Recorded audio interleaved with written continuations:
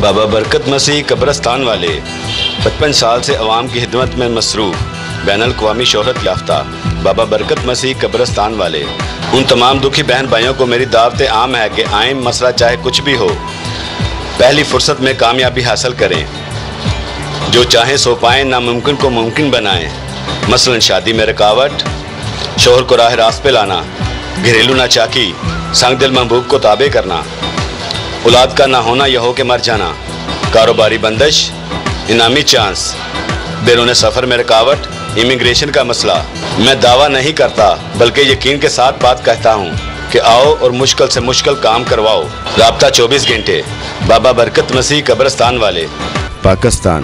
Call free number 0303 680 9492 0300 6455 719।